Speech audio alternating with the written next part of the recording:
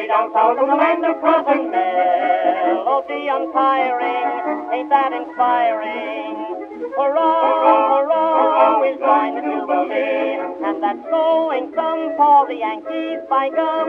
Red, white, and blue, I am for you, honest, you're a grand old flag. You're a grand old flag, you're a high-flying flag, and forever in peace may you wave.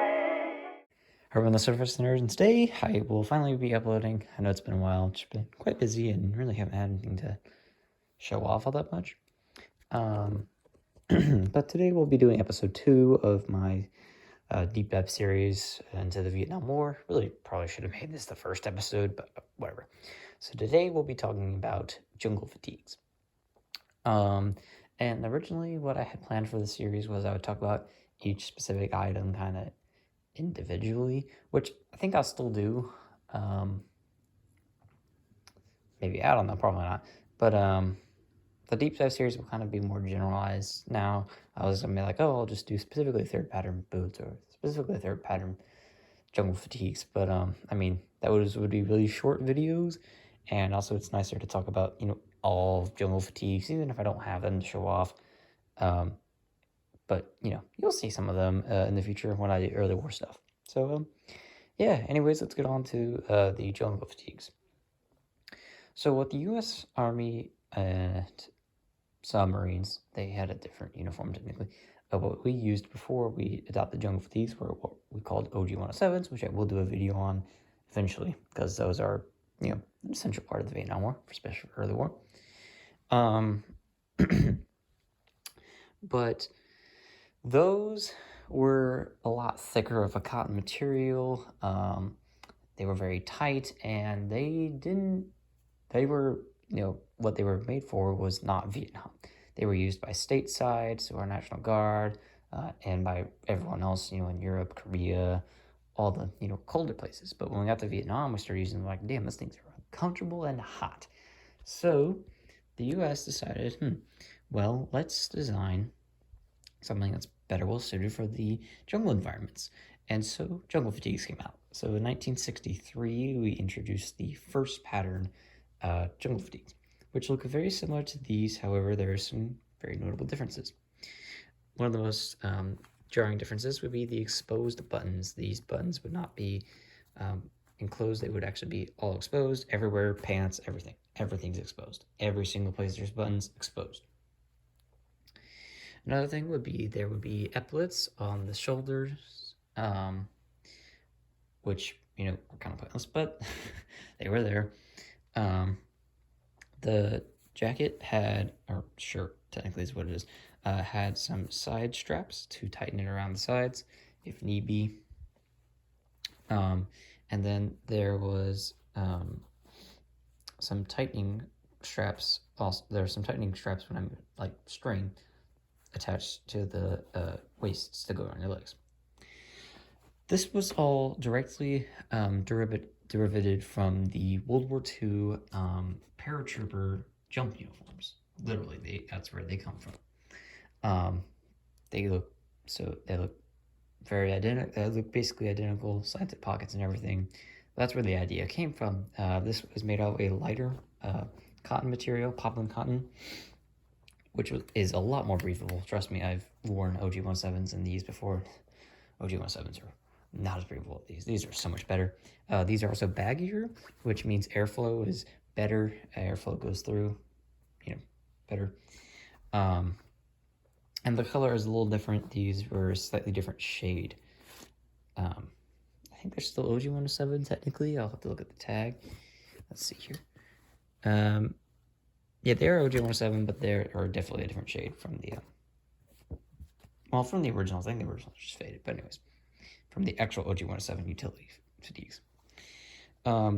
They have some tightening straps on the side, under the belt loops, so I don't use these because I find them to not work quite well. You'll tighten them, and then they won't stay. Granted, these are reproductions from Heston Antiques, so I quite like them, but there probably is better quality fatigues out there, actually, to be fair. Although, these have served me very well, so I won't complain. And they are the correct color, so very good fatigues. I there's probably better ones out there, but from what I've experienced, these are more military, so your best options.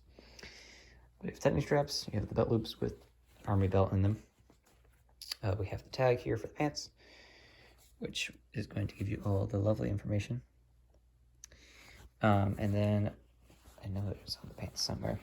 Should be here's the bigger tag, which has all the other information, date, which is right here, 68. These are again reproductions, but they are dated. And then jacket, same thing. We have the size tag and then all the other fun instruction tags. Another thing about the first patterns was they had a gas flap on the inside for gas for some reason. I don't know why they already thought gas would be used in Vietnam, but hey ho.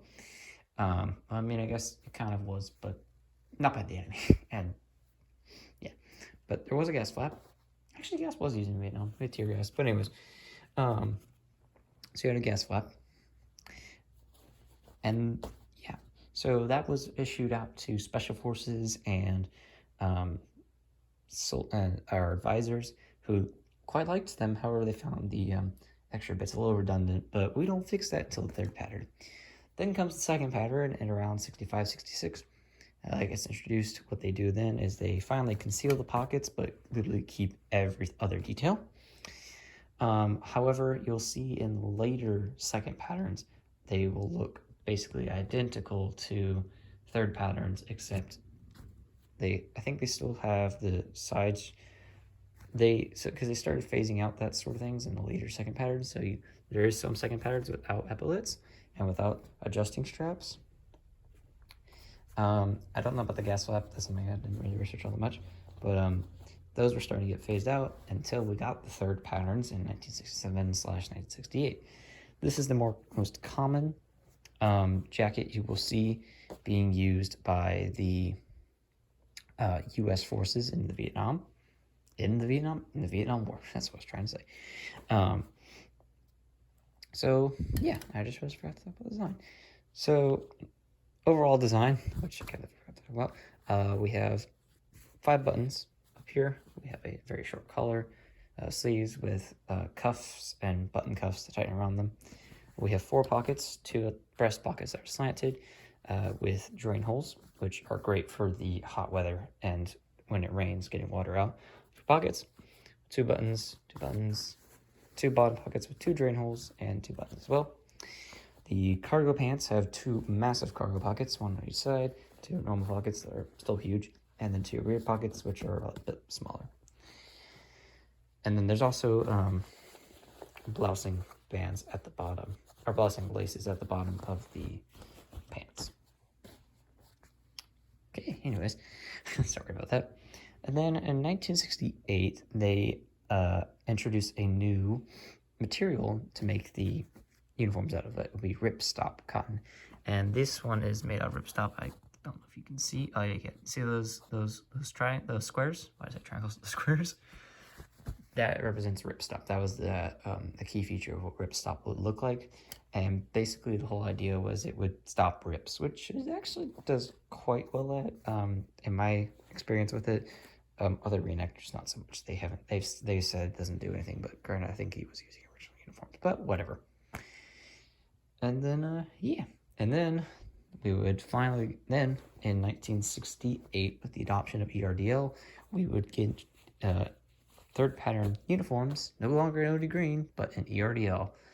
Those would be highly used by the Marines. They were officially adopted by the Marines and would be used by Army LRP teams and some standard Army soldiers as well, especially later into the war in the 70s. I do not have an example with me, but I will put up photos of all what I'm talking about. So, yeah. Anyways, that's Jungle Fatigues for you. Thank you all for watching, and I'll see you next time. You're the emblem of the land I love, the home of the free and the brave.